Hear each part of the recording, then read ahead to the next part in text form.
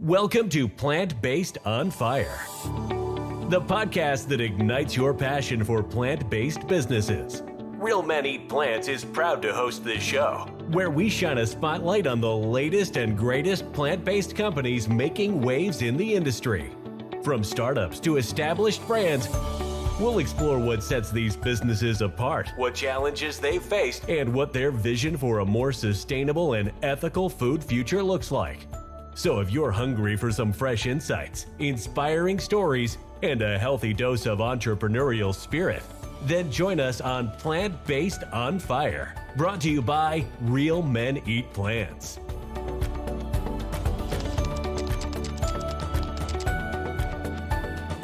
Hello, everybody, and welcome to another episode of Plant-Based on Fire, where we talk about plant-based businesses and their inspiring stories to thrive in the industry. I'm your host, Bryan, and joining us today is Kobi Regev, he's the founder, he's the CEO and inventor, an industry expert for sure on plant-based cheese. And he's the co-owner of Pleese Foods. Welcome, Kobi, to the show. Thank you, Bryan. Thank you for having me. I've been actually watching all of these podcasts leading up to this conversation today. I love everything that you've been doing. I've been following you for years, ever since I started my transition. Just knowing like Real Men Eat Plants, like definitely motivated me to feel like, yeah. Hell yeah.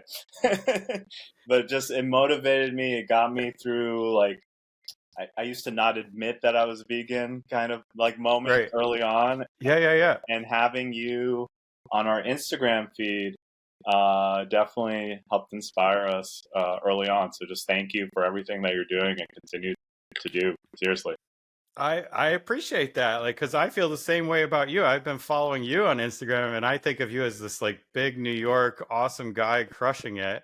Because like that really gets into like let's unpack your personal journey just for a quick minute, and then we'll get into the business. Because as I went vegan, I went vegan for 30 days, and then I went back to vegetarian because I couldn't give up the cheese and I couldn't give up the dairy, the ice cream. Mm-hmm. You know what I mean? And just like those two addictive things are key to us winning the battle to convert more and more people to the right diet for the world and everything else, our health and stuff. So I'm just curious, what's been your personal journey to make the most amazing cheese on the planet? Oh, that's one to unpack. So I tell this story all the time, and I feel like there's a movie called I Heart Huckabees, and they make fun of a character who always tells the same story over and over again. So I'm going to just the really short version of it is I grew up in New York City. The idea of giving up on cheese or pizza was extremely strange for me. And it was one of those things that I just couldn't live without. And originally, like when we changed, my wife and I, we changed our diet together. It was, we started the challenge and decided to change our lives completely. And, at first we would cheat on our diet with pizza. And eventually, that's right. Yeah. You're cheating on your diet. And eventually, the side effects, because if you don't eat dairy often, it hurts you more the less you consume it. And so the side effects weren't worth it. And I just like had this realization in my life, like, okay, I guess I'm not going to have pizza anymore. And my brother was the one, and this is my favorite part of the story. My brother just kind of looked at me one day and was like, what kind of New Yorker are you without pizza? And how I knew I was going to marry my wife is she said, we're going to show him. And she went to the supermarket. She bought dough. She bought ingredients for sauce, the available plant-based cheese at the time. And it was the ugliest pizza you ever saw in your life. But it had been so long since we had cheese that I went, okay, I'll eat this. This is okay for me, but no New Yorker is going to accept this on pizza. And that is really what started this whole journey of like trying to figure out how to make a pizza that just happened to be vegan. And we experimented with every iteration and version of plant-based cheeses out there, every recipe, and we ended up Mm-hmm. inventing our own. And the journey to take, I mean, I'm sure we'll dive into some, I'm like already verklempt Yeah. thinking about it, but like to go from our kitchen to something that we mass produce in Wisconsin now, like it's mind blowing to think how far we've come, and we haven't even scratched the surface. I mean, kudos on your success, because like this is the biggest thing. Like I'm down here in Charlotte, and I need to know, when are you going to be in some of my local grocery stores so I can go pick it up, because that's my problem. Like every Friday, Mm-hmm. the family makes we make our own pizzas, because we can't buy it, so we got to make our own pizzas. We get the crust, we do all the stuff. And the thing is, like, I just, I go for the nutritional yeast. Maybe I put some beans on. I do something, to try and make it a little cheesy, but I have not been impressed with any of the real cheese, dairy-free cheese alternatives out there, kind of a thing, until I ran across yours. That when I first discovered it, you could only get it from the pizza places, right? Mm-hmm. I think finally you're getting it to us consumers. But tell me, just help me unpack that problem that I have. Like you have the cheese that melts so amazing. Mm-hmm. It tastes, in my opinion, as close as you can get. So I just want to see you like blow up all across America for the vegan and vegetarian community out there. Thank you. Thank you. That's a lot right there. What's interesting is the whole reason we created this product, like we made it a product. It wasn't just like for us anymore. Was we had people who were interested in getting a plant-based cheese that actually tastes like cheese, that was allergen friendly, that had a friendly label, easy to digest, like all the things, like we're parents, so like all the things that you'd want as a parent. Yeah. And our whole intention from day one was to be a consumer product. Even in the name Pleese, like it's just fun to say. And I imagined little kids going, "Mommy, please, please, please," like I had all these fun moments of like, going on this journey saying that we need to be a retail product. And our first production in Wisconsin, like the first time we actually produced it, not in a shared kitchen, was 3 weeks before lockdown, and we were doing it. Oh. Yeah. Yeah. I know.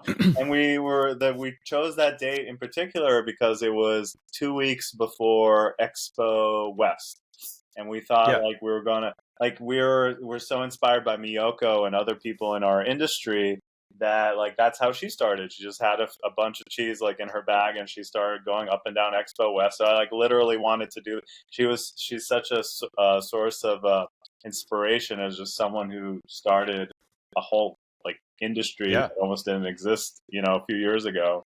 And so that idea of like, oh, I could now I'm making it in a factory and I can take it anywhere with me, really inspired us. And our pandemic pivot was needing to go with food service, like starting there. So what you've been seeing now available is still a food service size.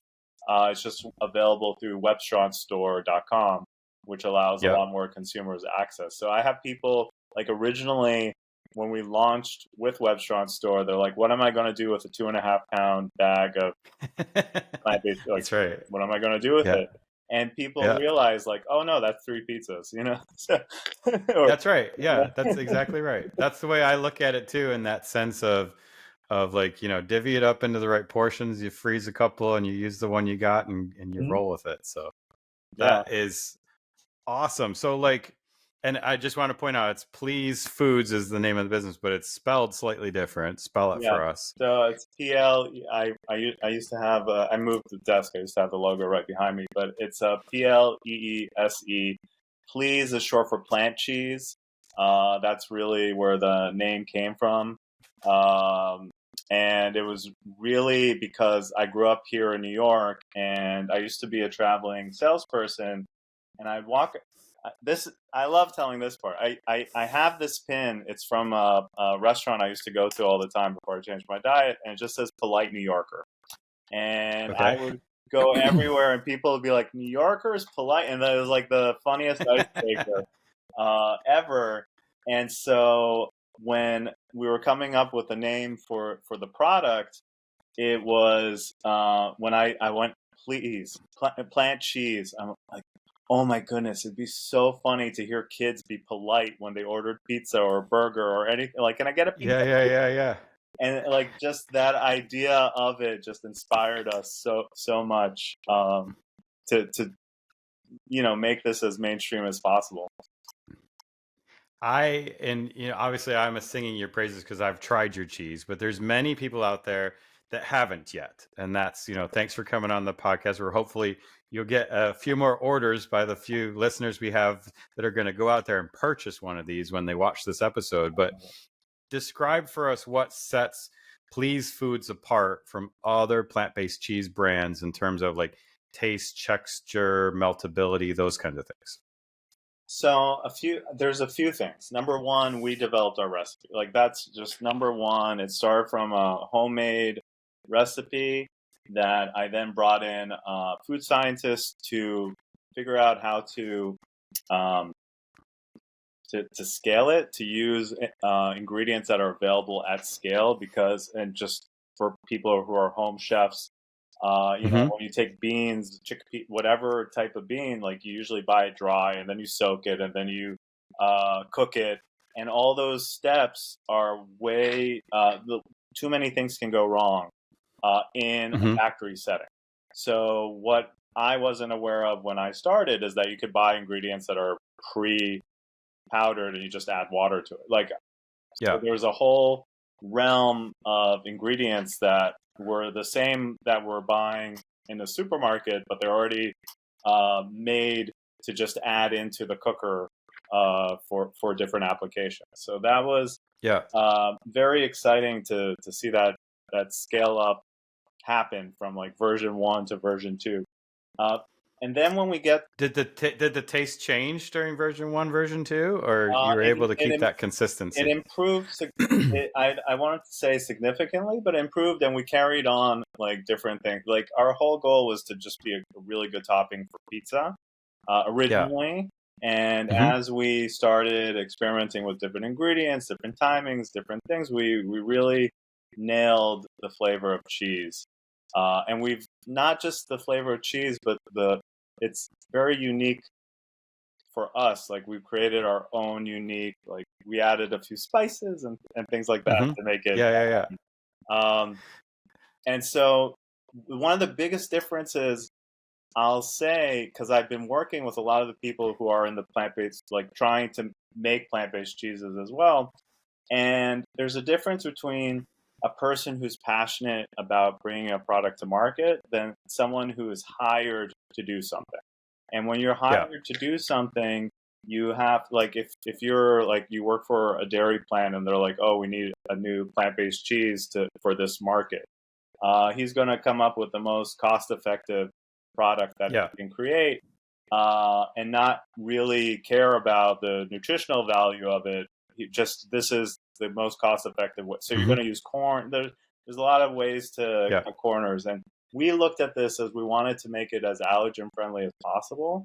So corn is something we immediately took out. Soy, like there's just so many areas that you can cut corners and save money. But we weren't looking at it as saving money. We're looking at it as we wanted to create a good product. Like that product first, and then figure out how to create economies of scale. And I had to put my foot down a lot of times when it came to that. But back to texture and all of that. Again, people who are hired to make these products, they're not the ones eating these products. So I am, my family is, your family, hopefully a lot of different families will be purchasing these products and using them in their everyday lives. And I just wanted to make sure that it passed my expectations as a consumer who's tried everything on the market, and I'm never satisfied. So we're always working on the next iteration, the next flavor, the next thing that we can come up with. Absolutely. Yeah. And I like there's some other brands out there that have some amazing cheeses, and you can slice them with your knife and put them on your cracker, and you can build a really nice like vegan cheese board now. Mm-hmm. But still, like the struggle to find the one that can melt and taste good on the pizza is like, it's very, very few and far between all the cheeses. And I guess I was on this mission, whatever it was, 2-3 years ago, and stumbled across your website. And like, I got to try your cheese, Kobi, because like you're selling it as like, this is the pizza cheese. You've got to try this and get it. And then I couldn't get it anywhere. So I was mad at you for a little bit until I figured out some way to I got like a 2 or 3 pound bag shipped to me, and fell in love with it. So, also good news. You were just mentioning that you're in Charlotte. We're actually there's I think it's Mike's Vegan Grill. There's like a food truck. That's right. Yeah, he's got like a grand opening or something happening soon. So yeah, I'm totally gonna. Yeah, something in the pizza world. Guess who that's going to be with? By the way, I don't think we're going to meet his deadline. Like I think he's launching this week. Yeah, he is. But we're gearing up specifically for him and people in your area. I love it. You're one of the first territories that we're going to grow in, thanks to him. Please let me know how I can help. If you want to optimize your health by following a plant-based, low-fat diet, look into the education, events, recipes, exercise, fun, and more provided by the Plant-Based Nutrition Support Group at pbnsg.org. The other big one here in Charlotte is the barbecue headquarters is right here too. So you got to get some barbecue cheese or something going with those guys.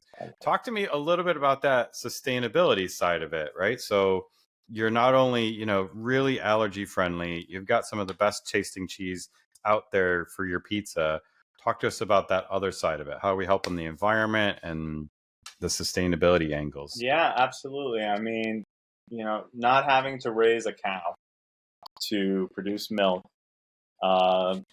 is a significant decrease in carbon and methane emissions, water usage, feed usage.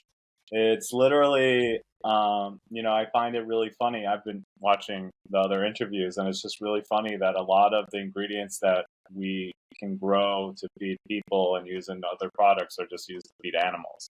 Yes. So it's very funny. I mean, I think it's we feed the animals so we can steal their milk. We can steal their milk, and then it's like I think it's like 1,200, 1,250. It's like a significant amount of liters to produce 1 kilogram of cheese, and the land use is like the area. Like I think it's like 5 or 6 times Manhattan, like the land usage that cows need. So, and don't quote me on these numbers, guys. Don't quote me on these numbers. Do your own research, because I have this all written down somewhere, but I haven't looked at it out in a while. But the land usage was astronomical. The water usage is crazy. The burping, the farting from the cows to create all of it. It's just something that I've always been aware of way before I changed my diet. And knowing that we can actively create something that uses, like, I think it's like a liter of water per pound or 2 liters of water per pound of plant-based cheese in comparison. It's like ridiculous to think about it that way versus what we're doing right now to make, even dairy-based cheese substitutes require so much land and water usage just to bring out to market. So how many trees do you think you've planted through your initiatives in this space? We had that's a great segue. So originally when we started, we launched the company, we were planting 1 tree for every case that we sold. And over time, we didn't get as much excitement about it. People wanted to save money. So we put a pause on the program. But I think up to this point, we must have planted a few thousand trees. And that's so awesome. Every tree captures, I think it was half a million tons of carbon dioxide, and every pizzeria accidentally produces 1 million tons of carbon dioxide just from their cheese usage every year. Like they don't know. So for me, I was like, oh, okay, if I can plant 2 trees per pizzeria per year, I've done something. But it must have been a few thousand. I think it was like 3,000 or 4,000 before we paused the program. Well, I hope you can work that into the value proposition and plant even more trees. That sounds like Absolutely. an awesome goal. I keep on imagining a bag. Hasn't been invented yet, but I'm imagining like a bag that like has a seed in it that you can actually just plant into the ground, and whether it's some flour or something, just to bring more light to How do we get that plastic out of our ecosystem? I don't know, the loop products might be a good one. I want to get your advice, because you've obviously grown out of doing this at your home or doing it at a like co-packing facility kind of thing. You're on your own in this big way. You've made it. You're rolling out into Charlotte. That's awesome to hear. I want to ask you one fun question, and then ask a few questions for the entrepreneurs that are watching this here. So I'm a New Yorker. I grew up in Rochester way back when, but I did live in Chicago for a few years. So the important question is, New York or Chicago pizza? The deep dish? I think the compromise between the two is actually Detroit style pizza. There we go. Okay. To throw a wrench into your question, I'm going to piss off a whole bunch of people. Like that casserole. I don't know if I would consider it pizza. Come on, let's think about it. There you go. No, but So it's New York pizza and Detroit casserole pizza. No, I don't know. Like, to me, a pizza, if you can't fold it and walk around with it, it's not like a real pizza. And there's so many pizza. There's so many variations of it that you really make it your own, whichever way. As long as you get pizza is definitely fighting words when you really want to slice and dice certain pieces of that. So on your journey here, like, what advice would you give to others looking to start in the plant-based food business? I mean, there's so many other foods that we have to find some strong alternatives for, or try to match the taste or texture. What advice do you have for those people out there that are, on the edge or just starting their journeys? It's something I've been hearing a lot of people talk about recently, so I'm just going to repeat it. I think right now, with the way the venture funds have kind of almost like, they started putting money into plant-based in 2019, and then kind of in the last couple of years just moved on to the next thing. Before they even saw this category really grow, they just moved on to the next thing. So expecting to come into this market and, being independent and launching large and all over the place, everywhere, don't expect that to be overnight. It is a very long, arduous, sleepless night kind of journey that is not for the faint of heart. But what I will say is, having as many successes locally as you can is really the key for yourself, for your own self growth. Unless you have like a huge food background and like how to launch CPG and food service, and everybody in the whole realm, doing those farmer markets or getting a small stall, getting to know your customer firsthand, and making those tweaks as you grow are so important. And I think that's what's going to be the future of plant-based right now. And especially if you want to be a food entrepreneur, just growing a business is a lot. It's a lot to ask from people. Like, you can be the most creative person in the world and most resourceful, but do you know how to do your QuickBooks? Do you know? Like, there's a lot of things that you need to learn. And even when I wrote my first business plan, when I went to college, they taught you how to write a 16-pager. and you had to have a bibliography, and like you know you had to know all your sources and everything. And now it's a 2-pager front and back kind of thing just to get people's interest. And you know, even doing your own decks, you have to. You know, I'm really going to the nitty gritty, but like you want to put all this information because you're not there to tell somebody about what you've done, and you have to make nice, beautiful illustrations to kind of captivate them to come and talk to you. So then you could tell them all the fun stuff. So there's a lot of thought that needs to go into it, and not everyone can just start tomorrow and hit the ground running. I think finding the right community, like I started off with my wife, Bev. We went to something called Hot Bread Kitchen's Business Boot Camp. And that was what led us to go from, originally we wanted to open our own restaurant, and they were like, no, you should sell this cheese everywhere. And it taught us to find a food scientist, to raise money. You know, we weren't aware of it at all. The Small Business Development Corporation, they have those in every big city. I'm lucky because I'm in Harlem. I'm part of Columbia University, so I get to go to their business school for classes and stuff like that. It's there's so many resources out in New York. There's SCORE, NYC. It's a huge resource. So finding those resources, and hey, that's my cat.